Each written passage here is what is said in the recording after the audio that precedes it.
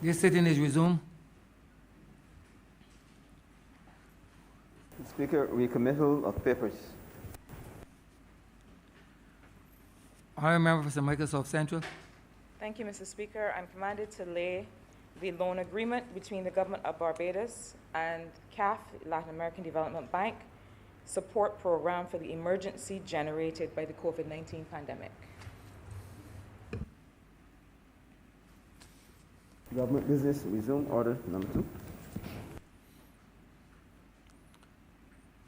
Honourable Member for St. Michael South Central. Thank you, Mr. Speaker. Sir, I rise to lend my voice to this appropriation bill. When last we were here discussing these matters, we could not have imagined the place that we find ourselves now. The world is discussing a third wave of the COVID-19 pandemic. The world is preparing for a fourth potential wave in some areas of a pandemic. And where I want to begin my intervention this morning, Mr. Speaker, is to talk about what these estimates of expenditure and revenue are about.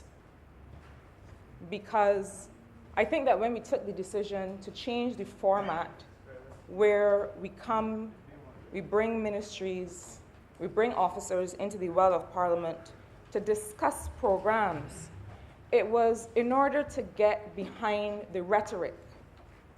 It was in order to get behind the rhetoric, to speak with Barbadians about what this government is delivering.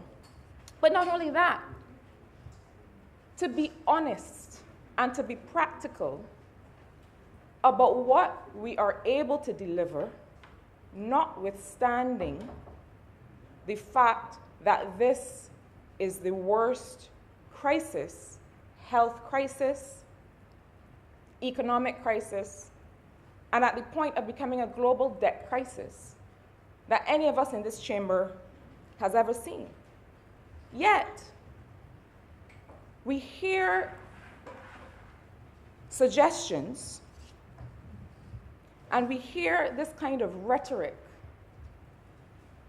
about what government is or is not doing, as if this is business as usual.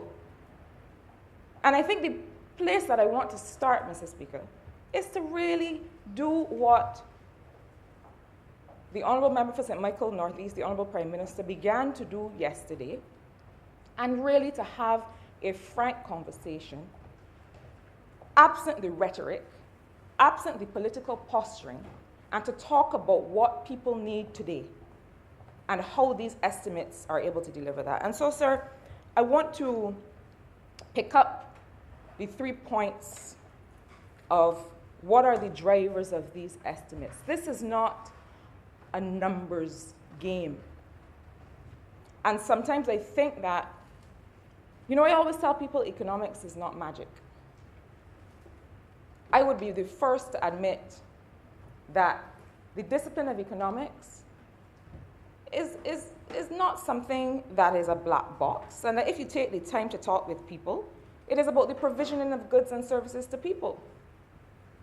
But I think that there are others who become a little bit intimidated by the notion, they should not be, but so much so that they get so bogged down with some of these notions, and we hear these diatribes about debt and what debt should be and where debt should be and what it should not do, and people are just concerned with the same 3 or 4 topics for the last 3 years. So let me help, Mr. Speaker, through you.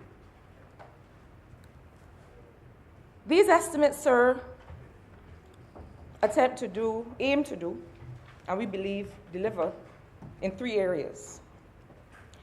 Making sure that people, first and foremost, are taken care of through our social protection systems and through new social protection measures. That's the first.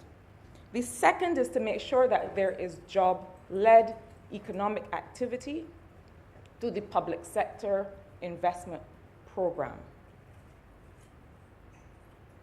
And we have, as government, to be able to drive that activity, because we are in a situation where we have a private sector that, over the various pauses and shutdowns, have had to almost come to a complete standstill.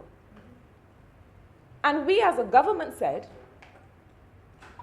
we are not at all going to separate people from their work in the public service. We are going to maintain, and in some cases increase, not through permanent employment, but where it is required, we are going to maintain public sector employment.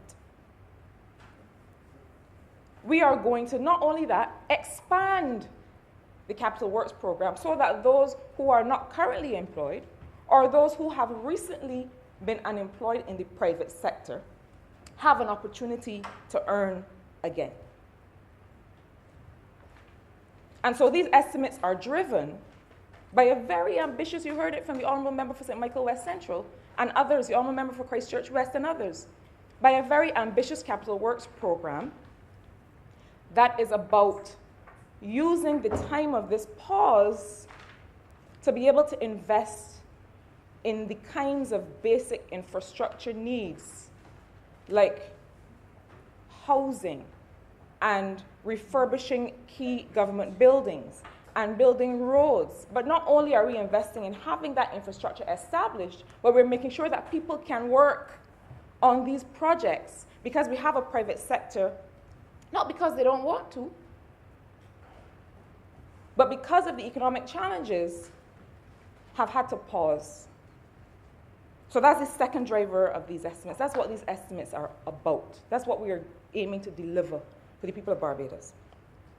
And the third area that is driving this, that I hope to spend a bit of time on this morning, sir, has to do with the question of implementation and the ease of doing business. And in many ways, I feel as if we talk about ease of doing business, and it's become a bit of a slogan. It's become something that people say, and people start to roll their eyes. But I know that people weren't rolling their eyes when they were able to get their passports more quickly. I know that Barbadians weren't rolling their eyes when they were able to get their police certificate of character online. This is not rhetoric, sir. This government is not about rhetoric. It is about delivering. But I will say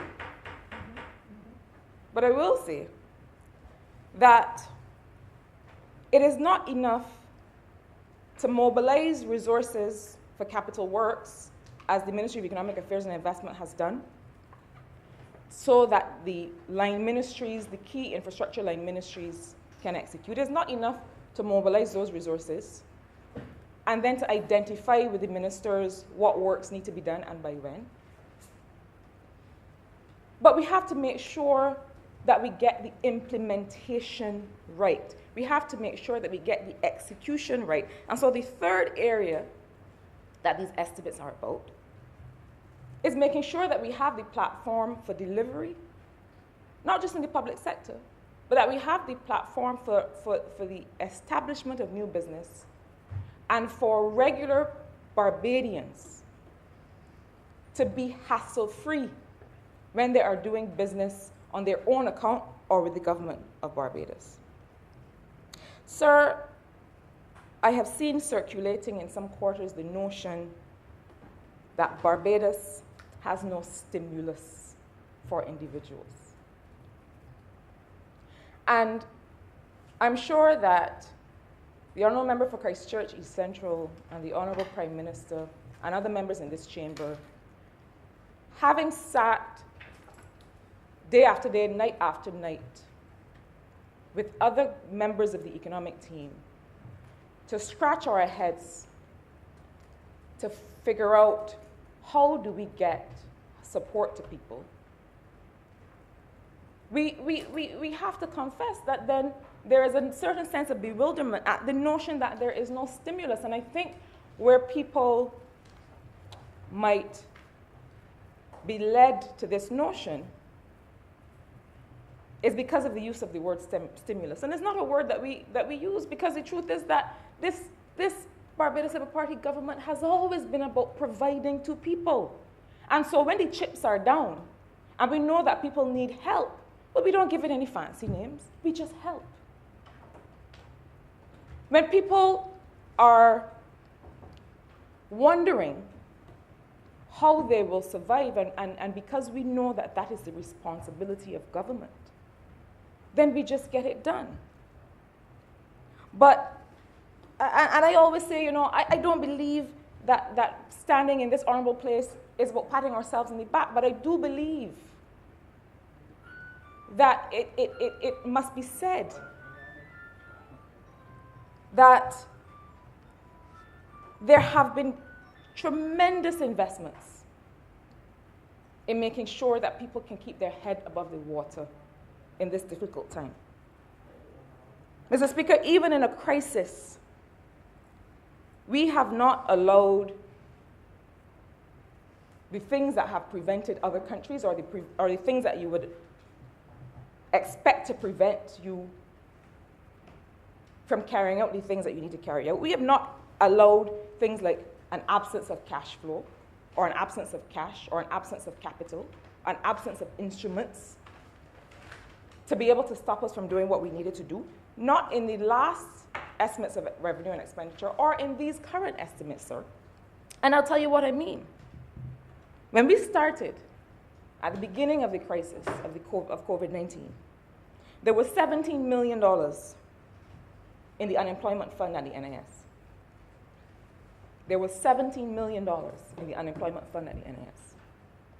The government of Barbados has paid $150 million in unemployment benefits to date. What does that mean? It means that there are other jurisdictions that have had to say, well, we would like to help, but we're not able to do it. We have had to take certain decisions to make sure that we use the instruments that are available to us, that we undertake concessional borrowing, as all the world has done. We have not had the option that developed countries had to print money. You heard it from the Honourable Prime Minister yesterday. And people will say that the matter of unemployment benefits are an entitlement, and they're right. But you still have to have the wherewithal to be able to deliver. And we didn't stop and say, but hang on, we don't have it. We found it. And in a situation, sir, where the systems that exist, whether it was welfare or whether it was NIS or whatever, whether it was even the healthcare infrastructure, there is no system in any country in the world that was ready for COVID-19. None. And the reason that people are calling from everywhere, and there's a reason I made the point, sir, about documenting what we did for this crisis, because the reason people are asking is that they want to know how this little island, what we used to say in the Caribbean Sea, well, there are two of them, as the Minister of Maritime Affairs would tell you. But that was what they taught us at school, according to the song. They want to know how it is that in such an appearingly seamless way, you all are able to deliver. I want to say further, sir, that the developed countries that were able to print money were then able to spend, on average, 8% of their GDP on what people consider a stimulus or a response to COVID. Developing countries, and this has been part of our international advocacy, developing countries were not in that position. Developing countries are not in that kind of position. And so on average, developing countries were only able to spend 1% on the COVID-19 economic response.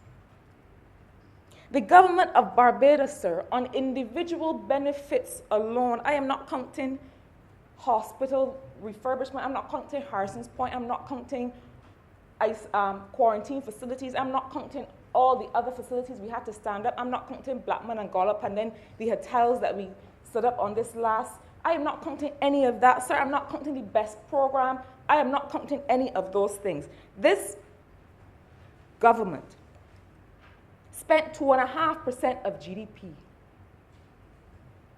Developing countries globally spent on average 1%. We spent 2.5% of today's GDP on individual benefits alone.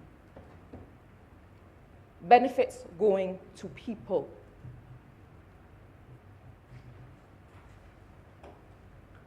So I want to address the notion that government has not been spending, and not counting the care packages either. And not counting the very ambitious exercise of trying to get food to people that was executed by our armed forces, Barbados Defense Force. It was not perfect. Nobody has ever tried to do it. Often when somebody has never tried to do something, you don't get perfection at the first shot. But the point I am making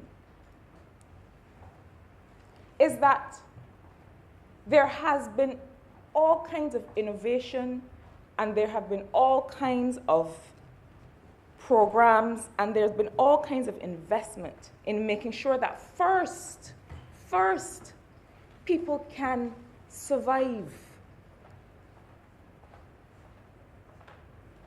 We've also had some lessons in the area of social protection, sir. Because one of the things that we realized is that under the terms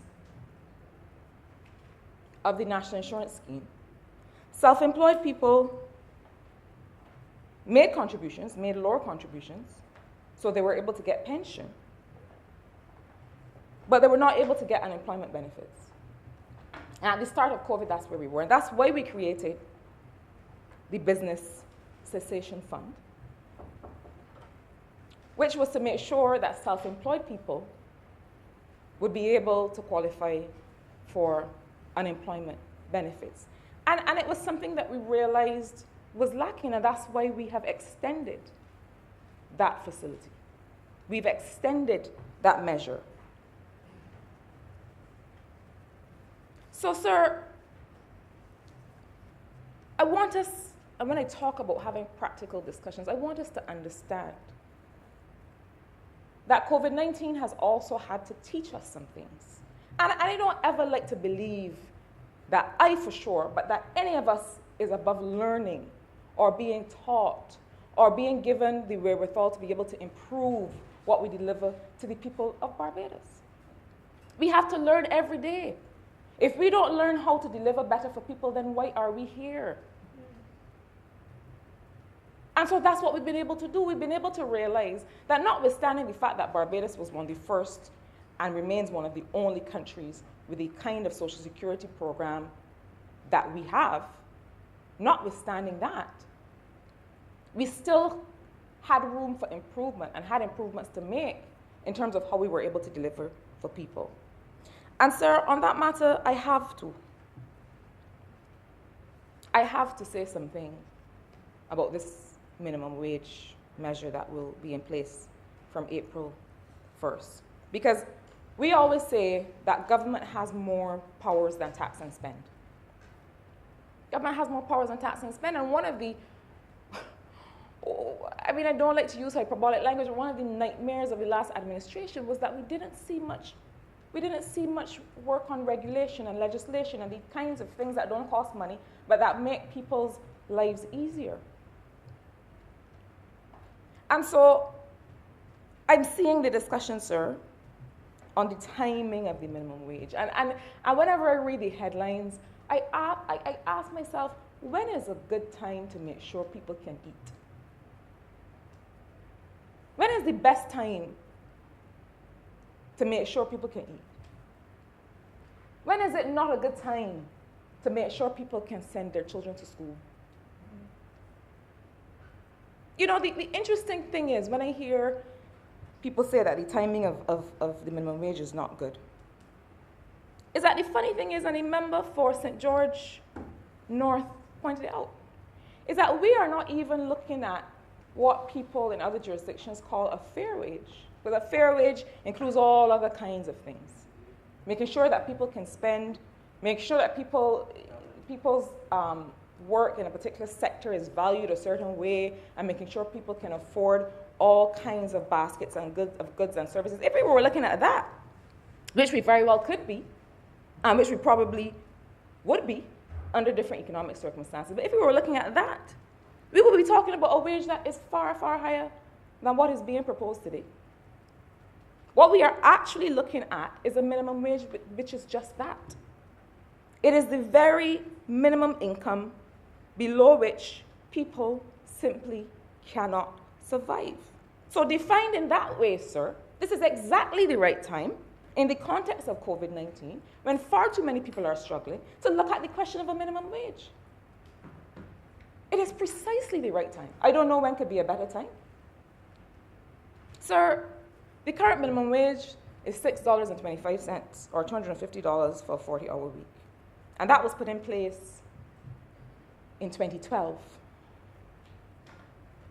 Now, that means that being still at the level of 2012, where prices were in 2012, it hasn't kept pace with the almost 45% increase in prices in the country over the last 9 years. The poverty line, as established in the last survey of living conditions in Barbados in 2016, was $636.17 per person per month. That's about $160 a week. What does that mean? That a 4-person household, and many of us know that a lot of our households having far more than 4 people. Female-headed households tend to be larger than households headed by men. A 4-person household, depending on a single income of $250 a week, receives $62.50 per person. Now, remember, the poverty line is $160 per person per week. That means that if you are earning less than that,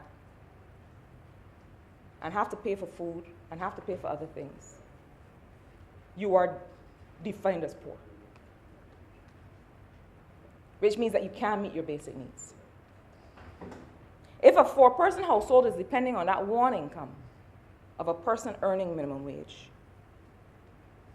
that person is subsisting on $62.50 a week, which is less than half the poverty line. So that even with 2 people working for minimum wage in that house, that household is still poor. So, sir, all the proposed rate is doing is saying, well, good Lord, as my mother would say, could there? We set up a minimum wage in 2012. We never adjusted it for inflation. We never adjusted it for the change in prices. All we are seeking to do is to say that to remain even, to be able to buy today what your minimum wage was able to buy you in 2012, it needs an increase. Now, sir, when we were doing this research, and I have to, I don't want to steal the thunder of the member for St. Peter in case he will want to speak on these matters, but with the leadership of his ministry, and with the strong support, I hope you will allow me, sir, to mention Ambassador Maskell, because, you know, sir, there is an economic team in this country. Not everybody has to be in the spotlight. Not everybody wants to be in the spotlight. Some of us work very easily behind the scenes. Don't need press conferences, but the work is being done. So I want to say to some of us that when we miss some of our colleagues, and I understand that the Honourable Leader of the Opposition might miss some of his former colleagues, but we're all still there. We don't all need to be up front and center. But Ambassador Maskell has done tremendous work to be able to work with us to resolve some of these issues. And one of the things that we looked at is the fact that The people who are earning minimum wage in Barbados is not the teenagers that other jurisdictions would like to tell you it is. It's not people on a summer job. It is largely many female-headed households who have children to send to school. People between the ages of 20 and 49 working for minimum wage in Barbados. And sir, you know, minimum wages are being practiced all over the world. All over the world. It's not just us. And every time they were introduced or increased or adjusted, businesses expressed some kind of apprehension that this minimum wage would erode their profits and would be difficult to do. And I know that this is a difficult time for both private and public sector. But if it's a difficult time for business, imagine what a difficult time it is for households. And so there's always been apprehension that minimum wage would erode profits, but here's what we know. That in almost every case, the effect that the minimum wage has had, has been shown to have, is to support the economy by getting money into people's pockets, which they then spend not just on those same businesses, but also on the education and on the health of their households. And why is that important? Because those investments in health, in education, in the same private sector businesses that had reluctance about paying the minimum wage, then also help to reproduce a labor force for those same businesses. If I'm not sending to school my children, if I'm not feeding my children, if I am not reproducing the labor force, what labor force is the private sector going to have to draw on today and in the future? Sometimes we think in these siloed ways, and I feel as if we do not always fully appreciate the interconnected nature of these different sectors of the economy. If we did not have people being able to support themselves and their families, there would be no human capital based on which the private sector could build its business, to grow its business, to improve their profits. And so if I wanted to look, as Ambassador Maskell and I did when we were supporting the Honourable Member for St. Peter in this work, if I wanted to look at how minimum wage would have increased if it were keeping pace with the increases in managerial salaries, then we would be having a whole different conversation, because it would be much higher. So it feels to me, and the reason I felt compelled to speak on this, sir, even though there's so many more points that I will have to make in my short time this morning, is that it seems as if there's some who would have us abandon any attempt to make sure that people's work pays them enough to keep them above the poverty level. Well, I would say that this is a basic function that work should fulfill. If I work, the salary that I make from my work, the income that I make from my work should at least be enough to keep me above the poverty level. I don't think that is a hard ask. But instead, we are focusing on these notions of productivity and efficiency, which are important. But let me say this. What determines a worker's productivity? Surely it includes whether they can feed themselves. Surely it includes whether they can give themselves and their families nutritious food, see the doctor when they're sick, send their children safely to school. A person who cannot do all those things is not going to be productive.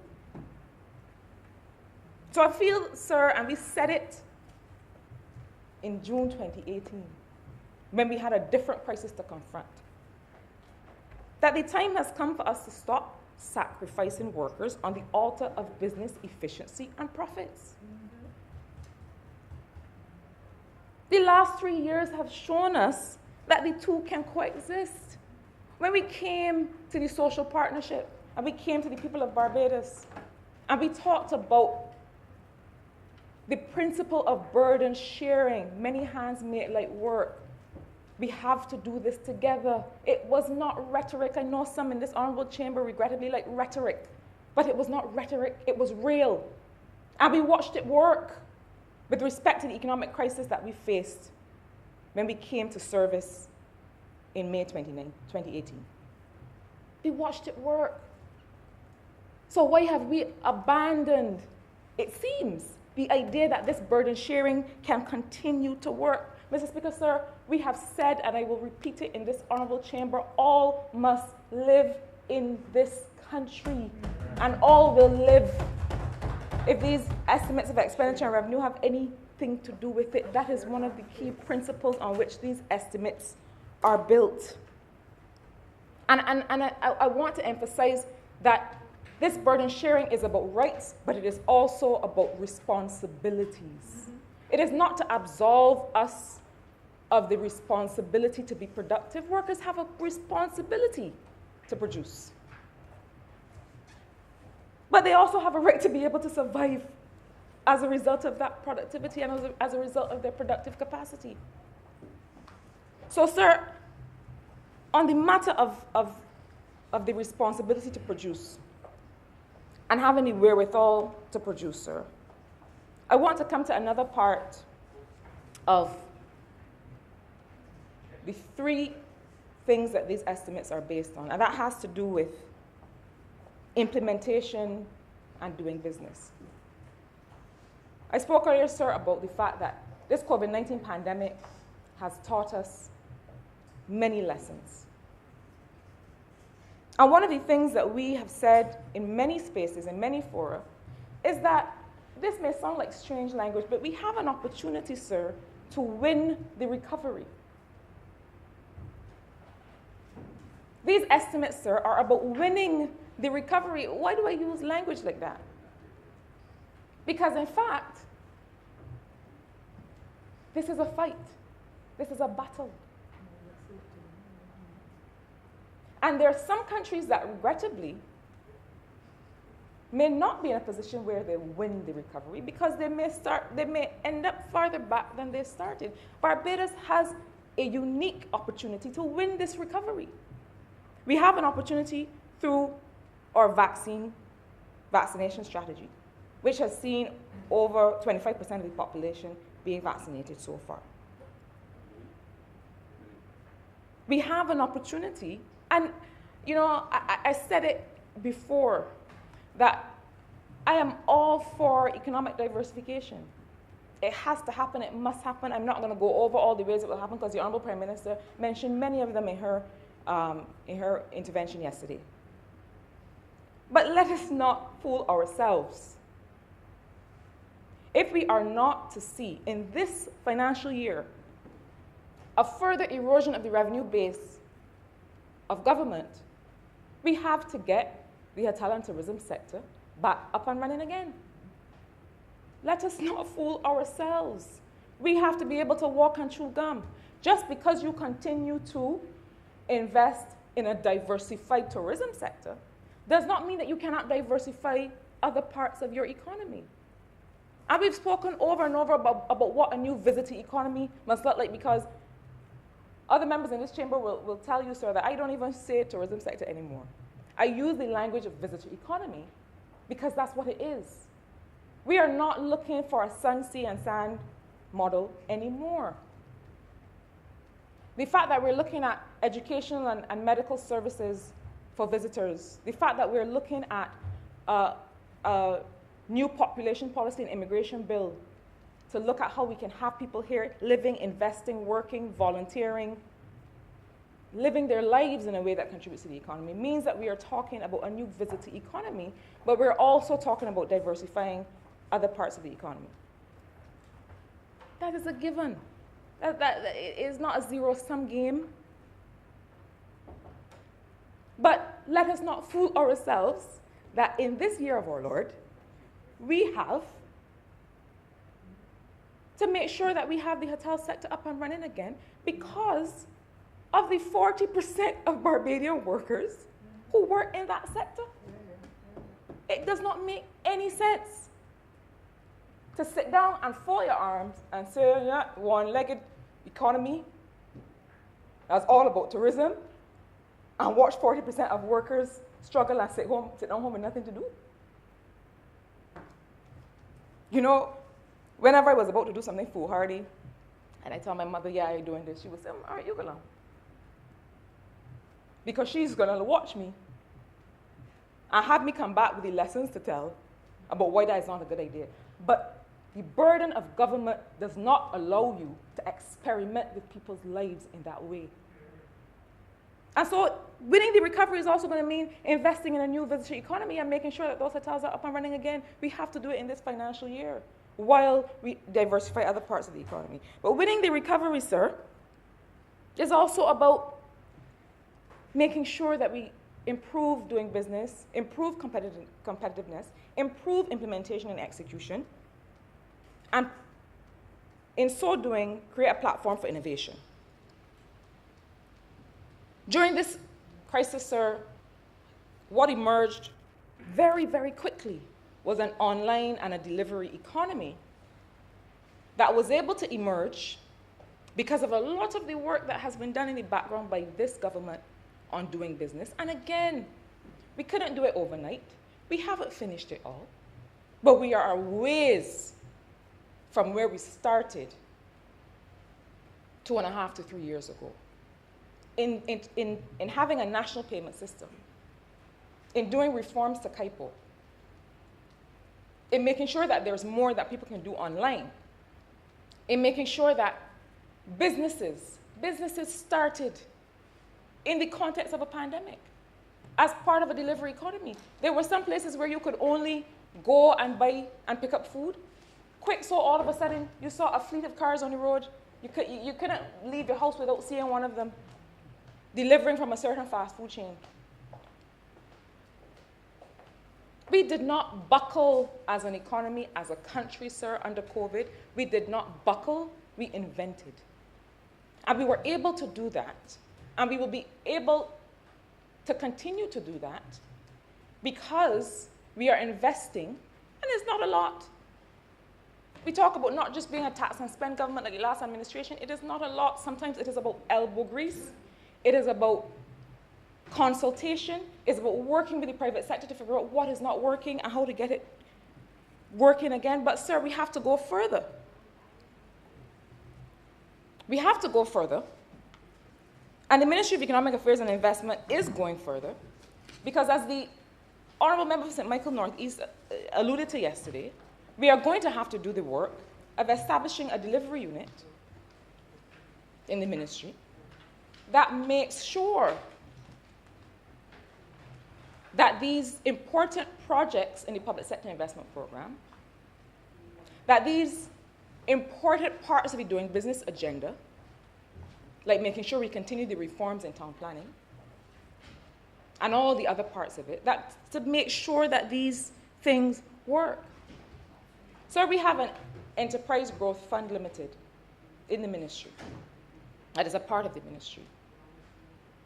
And we have done a lot of work to be able to examine what EGFL is delivering and to make sure that it can deliver better for small businesses in this country.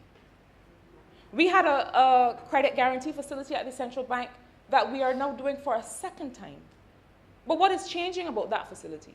It used to be that businesses would go to banks, and banks would say, commercial banks, and banks would say, no, I don't like this. This looks a little bit risky. I want a guarantee for this. And that was what that credit guarantee fund did. What we've done in the second iteration is to expand the number of financial institutions that get to make decisions about who qualifies for the guarantee. Let me say what that means. It means that not just commercial banks get to make decisions about who's creditworthy. It means that other agencies that have perhaps a different approach to fostering small business now get to work with small business, now get to have an incubator and accelerator component for small business. So that it's not just about saying you don't qualify for this, sorry. It is about true facilitation. And that is what these estimates are also supporting. That we will see a restructured EGFL that is able to deliver more for people. Sir, The member has 2 more minutes. thank you, sir. In my closing, I want to say this.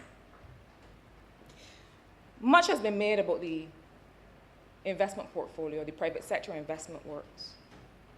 And we see that the Sagicor project is still going ahead. We know that there are other projects that are still going ahead. But the truth is that the reason I talk about having a frank conversation, an honest conversation with the country, is that you have to be able to say, as the Honourable Prime Minister said yesterday, when you are taking a new direction, because you are waiting for private sector projects to have a sure footing in the context of the pandemic. There are no secrets, sir. We will always say what is going and what is not going, what is proceeding and what is not proceeding. That is the reason that the public sector investment program is so important. And before I hear in the future about how we shouldn't be investing more to deliver projects, let me say this, that the price that you pay for failing to get these key projects off the ground so people can work again is a much, much higher price than any investment that you can make in getting implementation done. Sir, I am never one to believe that a government should pat itself on the back. I am always one to admit where there are improvements to be made. But sir, I feel proud of what this economic team, officials in finance, officials in the Ministry of Innovation, I'm talking about all the people that are part of the Estimates Committee, officials in Economic Affairs and Investment, officials in the Ministry of Public Service, all of my colleagues, sir, in this honourable place and that other place. I feel proud of what these estimates represent philosophically and practically for the people of Barbados. And we're not finished because we come and lay a document in here. Every day we get up to be able to make sure that what is in these books is delivered so people can have a better life. And that is the commitment that we continue to make. And with these few words, sir, I commend this appropriation bill to the House. Honourable Member for St. Michael South. Thank you very much, Mr. Speaker, sir. I do not intend to detain the House unnecessarily long, sir. I do wish, sir, to add my voice in support of these estimates, sir, because I believe that these are as relevant and as necessary for these times as could possibly be. I listened yesterday, sir, to the presentation made by the Honourable Prime Minister and the presentation made by my friend, the Leader of the Opposition, and of course, the one made by the member for St. James Central, and just now, sir, for the brilliant presentation made by my colleague and neighbour for St. Michael's South Central. I listen when I come to this place, sir, because I never take it for granted that I'm here. And I have taken a commitment that when there are things with which I don't necessarily agree, that I should lean in more, to be curious about the positions that I probably don't necessarily agree with, to see if I could learn something and gain perhaps a perspective. And indeed, sir, it was actually the Honourable Leader of the Opposition who spoke to me one evening after Parliament and suggested that perhaps I frame my conversations in such a way as to add value to the discourse as I proceeded in this Parliament, sir. I would therefore wish to offer him the same advice that he gave me. Mr. Speaker, sir, I want to take this opportunity to say to the public of Barbados that we obviously knew when we came into Parliament that we had a very difficult and long, perhaps protracted experience in trying to deliver Barbados. We knew, sir, that we were facing a number of challenges, particularly financial challenges, but we came in with a commitment, sir, on climate change. And I heard the Honourable Member for St. Michael South Central just say that perhaps people are thinking things that we're saying now have become cliche. We're talking about doing ease of doing business, sir. We talk about climate change all the time, and people perhaps think it's cliche now, but perhaps it's cliche only because its simple truth is leading to its constant repetition, and that we are saying it in the hope that Barbadians fully grasp it in relation to what it is that we are dealing with. But sir, we today, for example, in today's paper, you see the sargassum seaweed in St. Lucie. That, sir, is a consequence of climate change. We know, sir, that we are grappling with hurricanes that Caribbean people never had to grapple with every single year, sir, a consequence of climate change. And some of the hard conversations that we are now having with our own people in relation to how you should fish and why you shouldn't fish there and so on, sir, things that we never had to deal with, sir, we're now dealing with as a government, sir. We do that in an overall macro context, sir, that is difficult at best. No fiscal space. I mean, high burdensome debt, declining population. Sir, these are difficult times. And I don't feel, sir, that any of us have to try to go and convince any Barbadian that these are difficult times. I mean, it is clear for all to see. But, but sometimes even in the clearest of information, you still have to raise your hand, sir, and show people the holes so that they too, like Thomas, would believe. But these, sir, are very, very difficult times for all of us. And I know that all of my colleagues, like myself, have been out to the baller. Everybody out to the baller. Working. We meet, sir, morning to night, Sundays, Saturdays, weekends, sir. Weekends make no difference. All of us, sir, giving 150% as we attempt to move forward, sir, and to move this country forward. We bit the bullet. And the Prime Minister said it yesterday. We suspended debt. We tried to restructure our commitments. We entered into an agreement with the IMF, an agreement that was criticized, sir.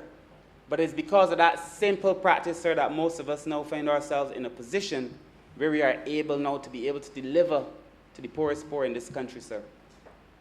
And that, sir, sometimes people can not necessarily be accused of being malicious, but they can legitimately be accused of being short-sighted.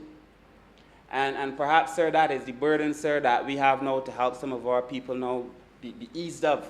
Because we have to explain to Barbadians the reality of the circumstances that we came in and we found, and the measures that we are taking to relieve the pressures on Barbadians, sir. But as all of us, sir, I felt that Barbados was doing well. As I was thinking, yes, I was saying Barbados was doing it well. And unfortunately, sir, things happen. Shift happens, We had to shift things, shift happens. And the reality is it's not the fittest that survive, sir, but it's those who adapt that survive.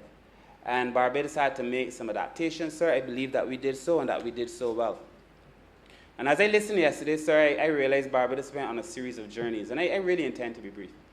The first journey, sir, was as we came in 2018, what I call the journey into the wild, when we came in and it was like, this crazy last 10 years of trying to clear a mess.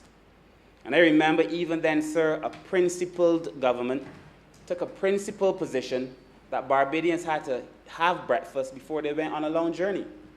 So that even in the face of a difficult conversation with an IMF institution, sir, that sometimes is rooted in its own values, thankfully over the last few years it is evolving. But even in the face of a difficult conversation led by our principles, we determined that Barbadians had to eat first. And a series of benefits for Barbadians came thereafter, including a pay increase, sir. The second journey, sir, was what in 2019 when all of us started planning for the gathering, sir, what I call the journey home.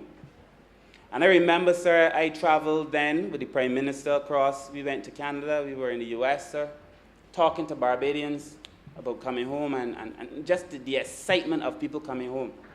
And I also remember, sir, on that trip, sir, the conversations that we had at the time with persons in the banking sector, the international banking sector. Difficult conversations, sir.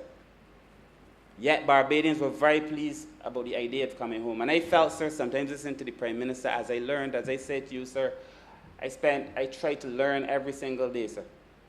And I listened, sir, the principled position all the time in every conversation as we tried, sir, to convince Barbadians to come home, but to make sure that this home, sir, was the same home that they recognized and that they understood prior to 2008, sir.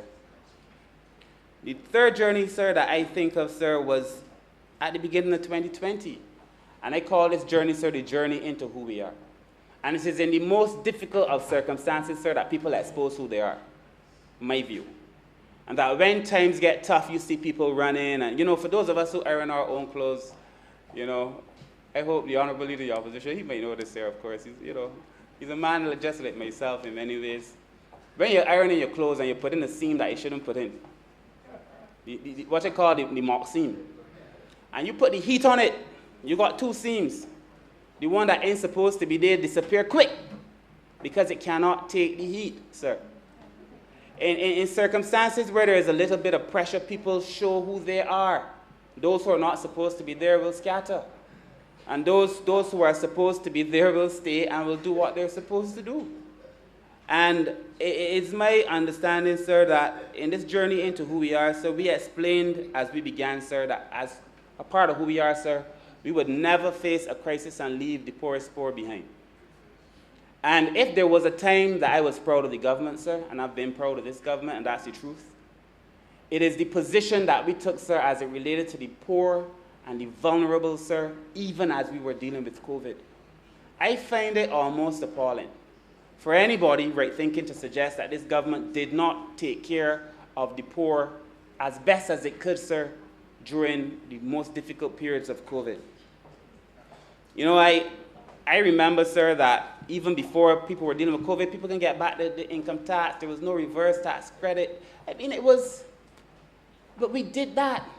And, sir, we came in, sir, and, you know, if you want to, because things are good for you and people forget, but the idea of getting food, sir, is a big deal.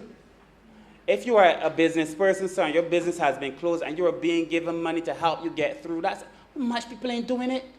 I have friends, sir, who live in New Zealand, and New Zealand is handling COVID better than most. But they're complaining, sir, because of being closed down so long and not having access to any financial support. Sir, it is difficult business. And the approach that we took, sir, I am very, very proud of, sir. The last and final journey is what I now call the journey into the future. Because we have, sir, to recognize that even as we deal with all these things, we still have to go somewhere. And Barbados, believe it or not, or for those who would try to say we're not, or those who would try to stifle where we're going, sir, we are going somewhere, sir. As is the tone that Barbados has always found for itself, sir. And yesterday, the Honourable Prime Minister said that Barbados has to be world-class by 2027. And that is not a new thing. She said so when we were in opposition. She said so when we came into office, sir. And despite all of the difficult circumstances that we've now found, and I like the term used by the Honourable Member for St. Michael's South Central, that we're going to win this. Despite all these difficult circumstances that we found, sir, we are bent, our minds set to task and to purpose, sir, that we are going to win this. And sir, what does that mean for a country like Barbados? And all of us, every single member with a ministry, sir, will tell you of the things that they are doing, sir, to make sure that we win this, to make sure that Barbados becomes first class. I look forward to hearing the Honourable Member for St. Philip South when he speaks, because I know he's doing transformative things in agriculture. And therefore, I look forward to the presentation that he makes, even as we work together to prepare to be able to export to the European Union. But that there are some things, sir, that this country is doing, sir, that I believe that I'm very proud of. And I will speak only very briefly, sir, about maritime. Because every minister in here can speak very clearly and at length, if they chose to, about the things they're doing. We choose, sir, to be a little more succinct than others who went before me. But, Mr. Speaker, sir, in maritime, what are we doing, sir? And for consistency, I want to keep the terms that the Honourable Prime Minister used yesterday, sir. Prime Minister said, sir, there were three areas that we had to focus on. One, she said, protect those who were struggling, and that the government had a responsibility so to do. And in the space that I have responsibility for, sir, the persons who are fishing and vending in the market, sir, you would appreciate that this obviously has not been an easy task. And we, at the announcement of the second close down, sir, the second pause, we asked persons to come home. We said, is there your added interest to come? We never said you had to come home. But those who came home, sir, we gave them back what they spent. We said, okay, you put up money for ice, we can give you back the ice. Vendors, sir, as you know, are benefiting from the $250 that everybody else is benefiting from. We were having conversations prior to COVID about raising the fees in the market, because right now it is only 75 cents, and we were having 75 cents a day. Where else she was getting that kind of rate, sir? So we were having a conversation about raising the rates, but of course, because of COVID, we said, no, we're not going to raise any rates on anybody at this moment, sir. Mind you, the raise and the increase came from the vendors themselves, so they understand, sir, that they too want to make a contribution to this country. And I commend the vendors, sir, because people are always criticizing and saying they can't and they can't, and it was the vendors who said we need to pay more per day for use of the market, sir. But, sir, we continue to protect the vendors. And then, sir, unlike any other country that I know of, we prioritize for vaccines fisher folk. So that our fisher folk were deemed as an essential part of the Barbadian landscape, sir, and were given priority for vaccinations. Now, where else has that happened, sir? And people normally look down on this class, sir. But in conversation with the Honourable Prime Minister and the Attorney General, sir, and the team, sir, in health, we determined that the fisher folk were an essential service and prioritized them for vaccination. So that when the country opened back, sir, because they go out for 2 weeks, sometimes 3 weeks, sir, they then would find themselves in a position where they can continue to be part of the productive sector, sir, in this country. And I want, sir, to commend the fisher folk, sir, and those are just some of the simple things that we did for them. I won't go on, sir. But of course, I could talk about the tremendous work that we've done across the various markets. But, sir, the Honourable Prime Minister also spoke to, sir, about point number 2, public sector-led growth through capital expenditure. And again, all of us ministries that have some capital expenditure, sir, we know that we've been driven, sir, to deliver on this because this is one way to kickstart the economy. And in a real way, sir, it puts money into the pockets of people. And so we've been focusing very hard, sir, on delivering for those public sector capital projects, sir, because they're important. The PM spoke yesterday, too, about the debt swap, and I won't get into it, but it would have been a good thing. But the reality is that Barbados performs so well. Let me tell you how this works in general terms. In general terms, a country that is issuing bonds or whatever, sir, finds itself, sir, normally under stress. So people would say to themselves, well, that's $100 that he got for me, but I don't feel he can get my $100, so I'm going to take $85 from a man and let that man deal with he and get back his $100. But I'm going to be good with $85. That's how it works. And then the $15, sir, in the debt swap, sir, the person take out a little something, and then the rest of that money, sir, is made available back to us. So that we would have had a lot of extra money, sir, back into Barbados to do a lot of things in the marine space. But the trouble came, thankfully, is that the country performs so well, sir. When people expected our debt to trade at 85 cents and 75 cents to the dollar, yesterday when I checked, I was about to check this morning, but yesterday when I checked, we were trading at above par. It was $1.01 or $1.02 yesterday, sir. So people were paying more per dollar, sir, than the 85 cents that we had imagined when we first started this journey. And that is all testimony to the wonderful leadership of the Prime Minister of this country and the economic team. So we have to understand it, sir, in that context, because Barbadians probably don't fully appreciate what was done. So that the people who are working with us to do this thing are all like, well, we've never seen this. We've never seen this, or how do we treat to this? And now I'm working with the Honourable Member here, sir, for St. Michael South Central again for finding ways now, innovative financial mechanisms, sir, to finance the blue economy space. And, sir, we are doing work across all the markets, sir. In the middle of COVID, when times are hard, sir, we came to this Parliament, sir, and we agreed for additional funds to fix Oistins jetty, sir, at $2.5 million. We are doing work, sir, in Bridgetown, sir. The total work will come to $3.6 million, sir, to repair all the jetties in Bridgetown. And in the middle of COVID, when times are hard, sir, we are not shirking from our responsibility. We are doing what we have to do for the poor and the vulnerable, sir, and the working class in this country. And I'm telling you, sir, that we could go across every single ministry, not only mine, sir, and find that work is being done to protect the poor and needy in this country, to protect the vulnerable, sir, in this country. When the Honourable Member for St. Thomas speaks, I'm sure she'll speak to the number of things we're doing for the most indigent in Barbados, sir. And those are some of the things that we've done. We also, we started putting out fish aggregating devices. They're called FADs, and they're just something that attract fish. So that fishermen would know they could go here, sir, and catch fish and so on and so forth at $1 million. And we're putting on that, sir, smart technology, sir, so that not only are we catching, the fishermen catch fish, but we can see, sir, the kind of fish that's in the area. We get an idea of the temperature of the water. We get an idea of the wave energy, sir. So it's smart technology, the first in Barbados, and the kind of smart technology, sir, that's the first in the Caribbean. We came to office to lead. And that COVID has not stopped us from being able to lead. And, sir, we are seeing that transformation also in the markets. And then lastly, sir, the third point the PM raised, and I'm keeping the same point, sir, was that we have to make it simpler to do business. Now, if there is a place where it has to be simpler to do business, sir, it has to be the Bridgetown Port. The Bridgetown port, sir, in the trading across borders, sir, which is part of the doing business in that, sir. The overall trading across borders, sir, Barbados was 129 the last time, and I think out of 180 countries, 190 countries, we were 129, sir, overall. In trading across borders, which includes now your ports and so on, we were 132. We were worse off, sir. And there are real reasons for that. Because the port, sir, of Bridgetown and the whole entire legislative framework for shipping, sir, was so far behind. Sir, in shipping, sir, we are changing all of the legislation, all.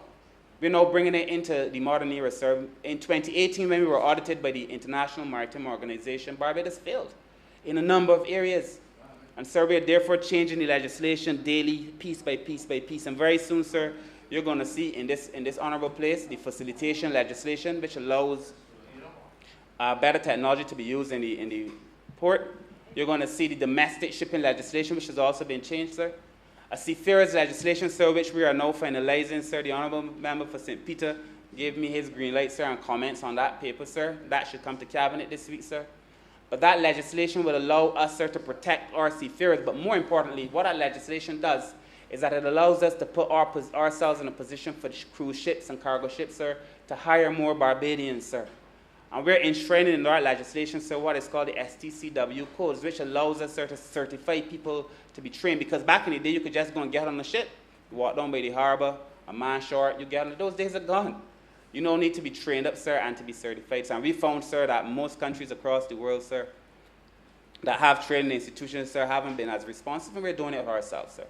So very soon, and then you're going to be hearing very soon, sir, announcements between ourselves and cruise ships about the way they want to engage Barbadians. And I will say here, sir, when the announcement is made for Barbadians to start picking up this training, that they should do so, sir, because there are going to be significant employment opportunities in the cruise sector very, very soon. And I will say more about that another time, Mr. Speaker, sir. But we also, sir, said that in terms of the time it takes to get cargo out of the port, sir, it was taking Barbados 10 days, 11 days, 12 days on average to clear cargo out of the port. It is madness, sir, in a sophisticated country or a country that claims or aspires to be sophisticated. We've reduced that, sir, now from 10, 11 days to 5, 6 days, sir. And I've told the port, and we're working on it, sir, to reduce that, sir, to 3 days, sir. So that by the time we go back to the people, what would have taken 11 days is going to be taking 3 days, sir. We're going to become a lot more efficient. Sir, there were simple things, too. We also wanted for the other agencies, other government agencies, the port, customs, health, agriculture, sir, to work together to clear cargo. You know, it was, sir, that you would come to the port, you get your thing done, you go on to customs, you then go to agriculture, you go to... It was like this kind of madness. It defies logic that such a system could be allowed to stand unchallenged, undisturbed for so long, sir. So we've now changed that, sir, and we have a group, sir, they work together, sir, to be able to expedite cargo, sir, and it works well. Ask anybody in the business community, sir. We also now have to look, sir, in the port and the associated agencies about the opening time. The port opens at 7, another agency starts at 8, one starts at 8:30, sir. So we're now having a conversation. Of course, this involves the union because, you know, once you start meddling with public servants' time, it's a conversation with the union for sure. And we've been very respectful of the union. So we're having that conversation, sir, about being able to open at a proper time, probably earlier, so that we could facilitate more business. So the ease of doing business must never just be cliche. If you want to be a first-class nation, sir, you have to have first-class principles, first-class execution and implementation, sir, and a first-class reputation, because a reputation brings more business, sir. And, sir, so those are some of the simple things that we are doing overall in the port. I could go on, sir, but I promise my colleagues, sir, that there are lots of people who want to share what the government is doing, sir. But those are just some of the simple things that we are doing in the maritime space, sir, in a time of COVID, for the most challenged, sir, for the people whose finances, sir, are difficult and who are having a hard time of it, sir. I want to close by reminding this chamber, sir, that all of us, sir, we have constituents. And I don't think there's a single member in here who forgets it. I know every day that I represent St. Michael South, sir. I am sure you know every day that you represent St. Michael Central. The leader of the opposition represents St. Michael West Central, and he does so well because he's always asking, St. Michael West, sorry, because he's always asking for benefits for St. Michael West. And because we represent people, we know that we're in conversation with them. We are not so estranged from our public, sir. So it would be impossible for me to imagine and to accept that any of us come in here, sir, on a daily basis and do things that are contrary to the people who sent us here, to the benefit of the people who sent us here, sir. I know what I do, sir, is for the people in St. Michael South Central every day. South, every day. Almost, I said South Central, sir. I'm getting too close to the Honourable member for St. Michael South Central. We share a border. But I do things for the people in St. Michael South every day, sir. And my people, sir, are the same people, sir. They're carpenters, they're hairdressers, sir. I have, because of where I'm located, a number of people who work in the hotel industry, sir. So when we scoff at the hotel industry, sir, and say, well, this is this one-legged horse and a one-trick pony and all these various things, sir, I am talking about hundreds of people in my constituency, sir, who need those hotels to function. I am talking about plumbers who go to work, sir, and make sure that the toilet's still working, because you won't close down a hotel because you ain't got a big band of tourists. And then when the tourists come, the toilets don't work. The pool got mold. The rooms ain't clean. So when they come now, you don't find yourself with a massive bill and infrastructure that does not work, sir. I mean, we have to be ahead of the game, sir. And, sir, these are the simple things that we are doing. I wish to close by commending this wonderful set of estimates to the House, sir. I support it fully, sir. And if we all stay the course, Mr. Speaker, sir, I suspect we're going to ensure a brighter future for all of us. Thank you, sir. Honourable member for St. Philip South. Thank you, Mr. Speaker. Let me first start by giving thanks to the people of St. Philip South for reposing their confidence in me and giving me the chance to support this Appropriation Bill 2021. This will be the third appropriation bill debate that I would have participated in since my journey to this honorable chamber. And Mr. Speaker, I am indeed pleased to note that I am one part of a government that has done extremely well in the most difficult of circumstances. I have heard about many administrations, successes and failures, but I've never dreamt of the day coming when I will be part of an administration that has to grapple with a global pandemic, challenging us to the core, but yet still we're able to deliver for the people of Barbados. And I can only echo the words of several others who have said they are happy that we are the government now and not the previous administration. And all that we've done is demonstrative of the commitment, the hard work, the serious approach to governance, and indeed the war cabinet that we continue to run in order for us to be able to be nimble and work on the behalf of the people of Barbados. Mr. Speaker, sir, it is against that backdrop that I'm completely disappointed to listen to the presentation yesterday of the Honourable Member for St. Michael West, which to my mind was only an expose in sententious bombast.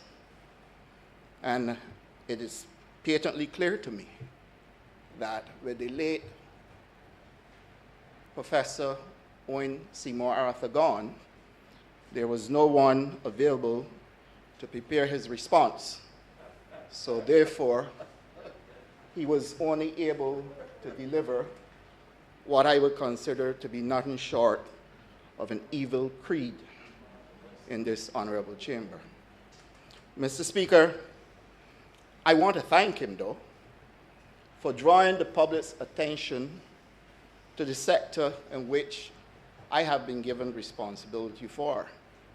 And I also want to thank him for reminding the public that there are several achievements in agriculture that they should be talking about more and more every day, rather than the sententious, salacious stuff that we are hearing promoted by those with their own hidden agendas. I must thank the honourable member for bringing that into perspective and letting the public of Barbados know that we have better things in agriculture to talk about.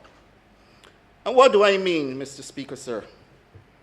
I mean that we've constantly been focusing on a conversation about food import bill, and I've said this in this honourable chamber before. But whilst we are doing so, we are failing to accept the fact that there are several things that come in on that bill that we deliberately ignore and behave as though Barbados produced those things. And in time coming, like Crazy said, in time to come, they may happen, but we got things on our food import bill like wines and all kinds of liquors and spirits. We have all kinds of teas and coffee, and I can go on and on and on with condiments, etc. Things that we are currently not producing in Barbados that make up the majority of the food import bill. But yet responsible people who want to address this issue will seek to mislead the public and make it seem as though that is only primary agriculture.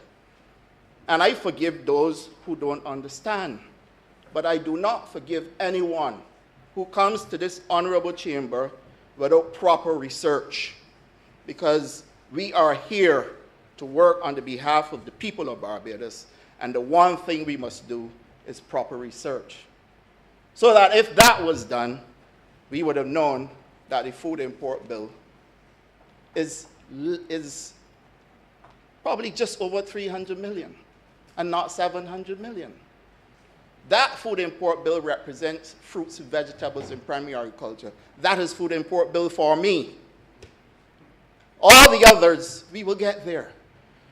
But you know that we have been talking about agriculture and talking the talk but not walking the walk. I have come to this ministry and I've recognized that for decades, many things that could have been achieved are only being flagged now. And Mr. Speaker, sir, I speak to drought conditions and climate change, where we knew long ago that we were going to get prolonged drought conditions. And when we don't get prolonged drought conditions, we're going to get floods. But did we take measures to protect the farmers back then? What I am doing now in preparing a water augmentation program at River in St. Philip and repealing the Tree Houses Spring Act, which is approximately 300 years old, and making sure that the farmers at St. Philip, at River in St. Philip, will get a continuous supply of water rather than floods, because by dint of the name, you should start to understand what it means. This was never even flagged, Mr. Speaker, sir. Spring Hall in St. Lucie, where my ministerial colleague, the Honourable Member for St. Lucie, lives, they are also getting water support in Spring Hall in St. Lucie, where the farmers on the Spring Hall land lease project have been complaining. As a matter of fact, I am happy to report to you that we are going to simultaneously start the clearing of wells at Spring Hall so that they can get water in St. Lucie whilst we're working on the project at River and St. Philip. Now, I am cognizant of the fact that I don't have all day, but I have said before in this honourable chamber, and I will repeat, that I look forward to the day when I can stand here and give a full and wholesome presentation on agriculture, and that day is coming, sir.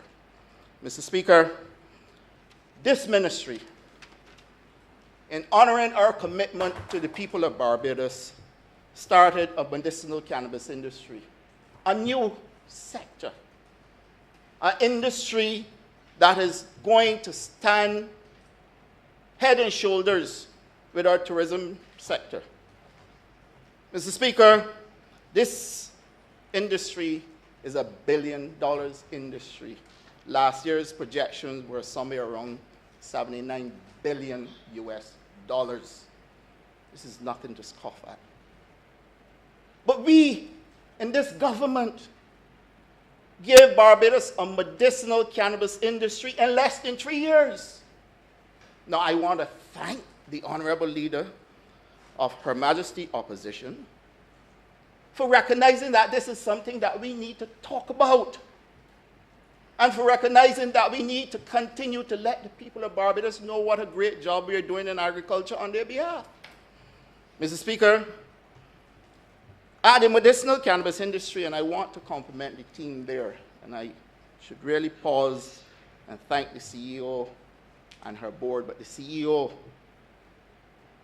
took up office for this industry and sat with me and sat with her colleagues and worked assiduously to make sure we get our regulations sorted and to make sure, Mr. Speaker, sir, that we bring along people with us.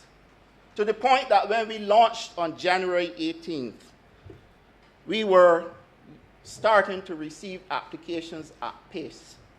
To date, and I hope the Honourable Member for St. Michael West is listening, we have 45 draft applications. What is a draft application? It means you've expressed an interest.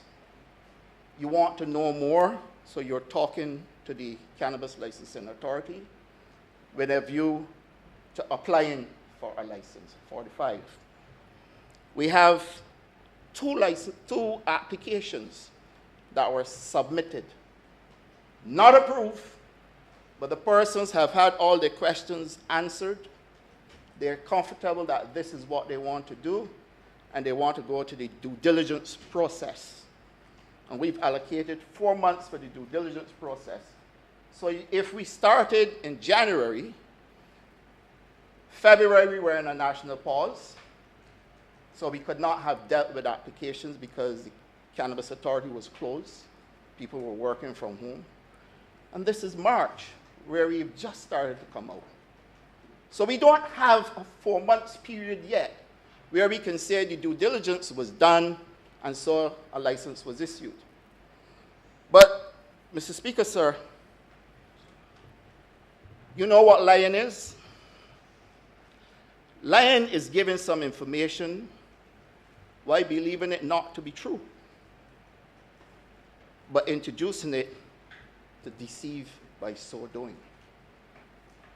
That, to my mind, Mr. Speaker, represents how people can drop to an all-time low in order to score, to my mind, its own goal, because it is so far away from the truth that the reality of it does not even start to surface.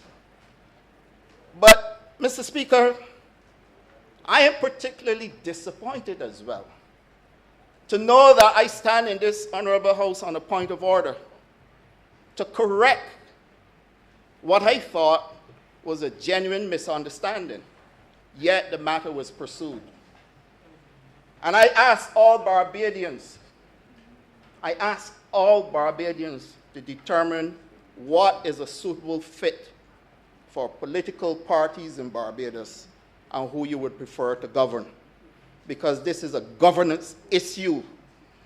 And when you start by seeking to mislead and deceive people, then you must understand that Barbados will find itself in a place where deception will be at the core of indulgence. Mr. Speaker, our sugar industry, an industry that needed a transitioning process where Barbadians, ordinary Barbadians, would get a chance to participate, not just as laborers, not just being in the sun, having to resort to the bush when nature calls, but that they would participate in ownership and have the convenience of going to a bathroom and a lunchroom to sit down at lunch break, Mr. Speaker, sir. And that this This ministry has now placed on order 10 state-of-the-art units. And they would have been here were it not for the shutdown period between December and a couple weeks ago, so that our laborers on our farms can have bathroom facilities, lunch rooms, Mr. Speaker, sir, and don't have to resort to the bush when nature calls. And what we have determined with the Barbados Workers Union and the union with the interests of the sugar workers as well, CISA, that until those bathrooms are delivered, chemical toilets must be across all of the farms where they're working. Drive around Barbados now and see. This is what we do, Mr. Speaker, sir. And we have given Barbadians a commitment, and we are standing by it. Mr. Speaker, the sugar harvest. I admit we have an old factory at Portville, and that's being addressed. We projected, by paying the farmers on time, when I took up office as minister, we had payments outstanding for farmers over a year, some over 2 years. And I determined that this could not be the way to work with people. And the cabinet of which I am a part, and a prime minister that has determined that we would do right by the people of Barbados, said this can't happen anymore. And we have paid up all of the arrears to the farmers, and their current payments are on track. $7 million in supplementary was allocated for the start of this sugar harvest, so that the farmers can start, and we won't have downtime with people complaining, possible strikes too. And we were able to get $7 million to start the crop, because you can't start receiving the people canes and at the end of a week or 2 weeks you haven't got no money to pay them, but you expect them to continue to pay staff and supply. And we've determined that we wouldn't do this to Barbadians. And we've kept our word, Mr. Speaker, sir. We are now changing the sugar industry to one of Barbadian ownership. And when I say Barbadian ownership, I don't mean a government burden and using taxpayers' money to prop up an industry.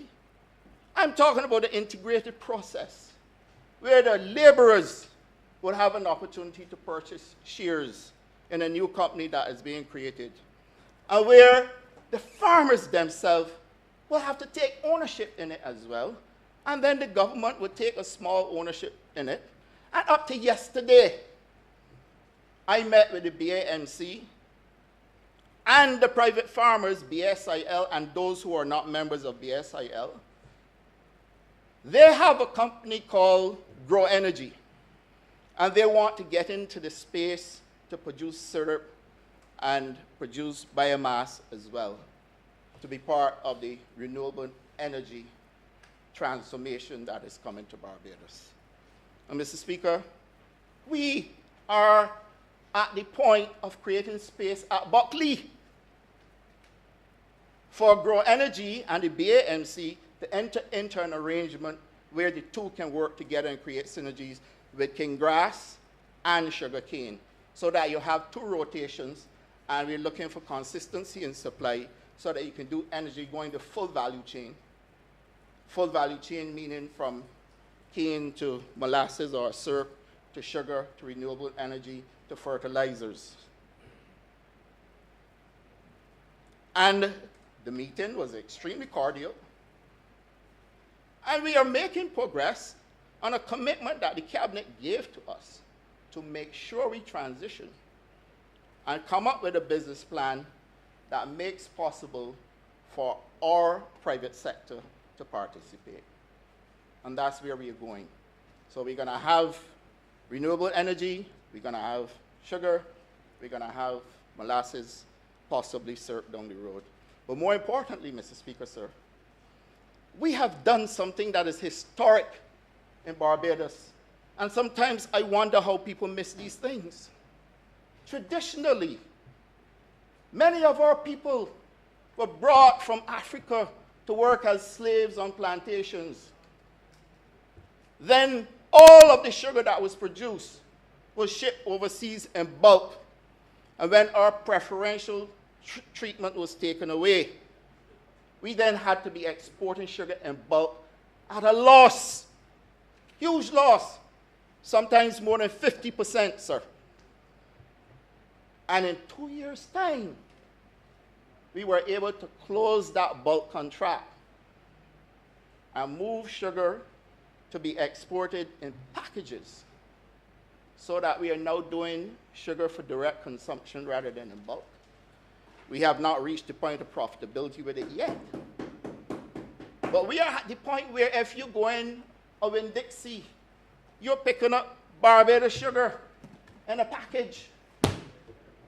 Not something that we send in bulk and come back on a label called Tate and Lyle. And if that's not historic, I don't know what is. I mean, it's a tremendous achievement. I wish that we were at the top end, where we are going to the exclusive market, and we will get there. But for God's sake, we took up a sector that everything was left alive. Nothing was really happening. And I've said in this honorable chamber before, the focus under the last ministry was about water. And I don't have a problem with that. But you have to bring along the two, because farmers need water. And I have determined also that we are bringing a paper to Cabinet to address the water rates, as the Prime Minister spoke yesterday about the disparity in the rates. The paper is already prepared and it's coming to Cabinet. Now, what we are hoping to do is give the farmers a better deal with water.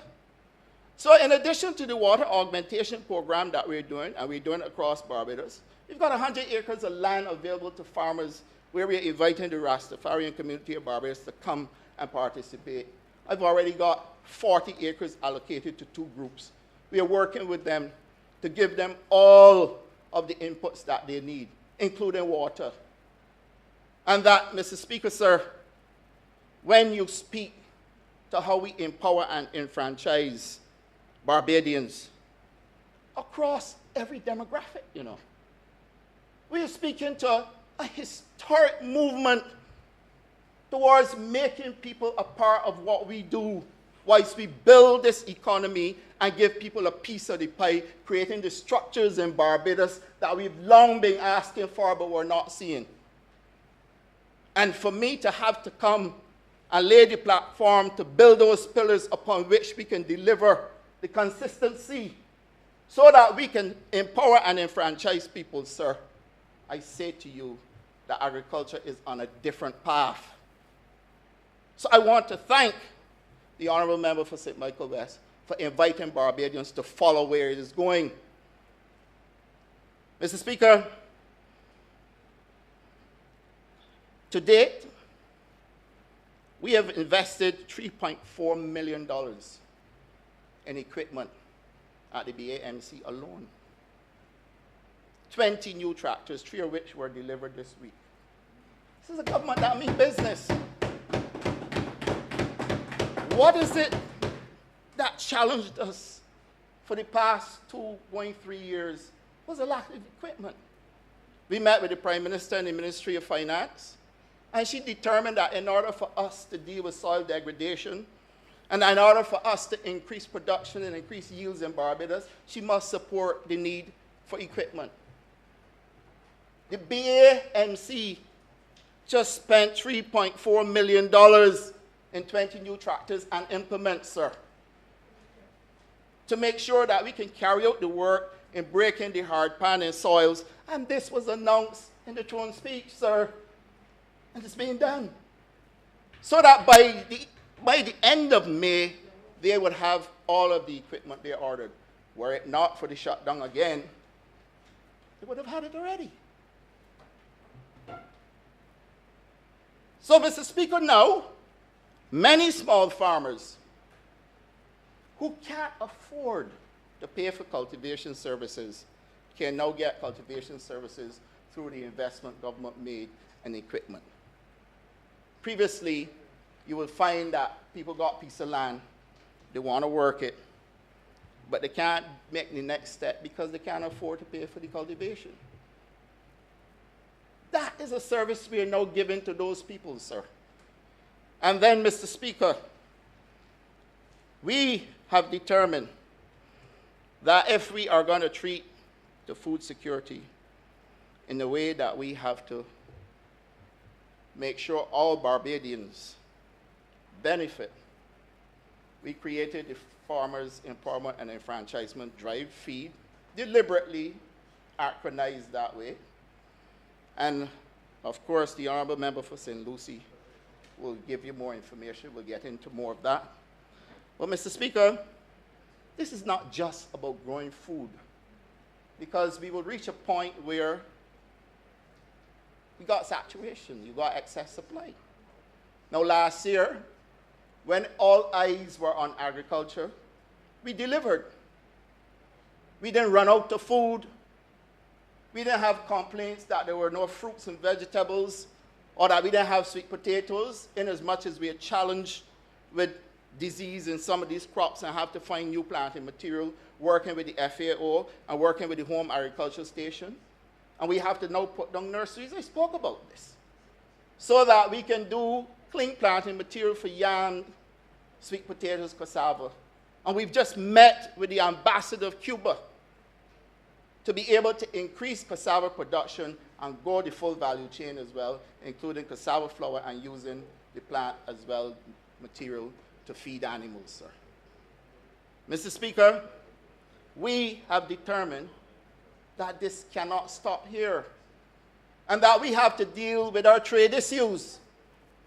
And the Honourable Member for St. James South will speak to this.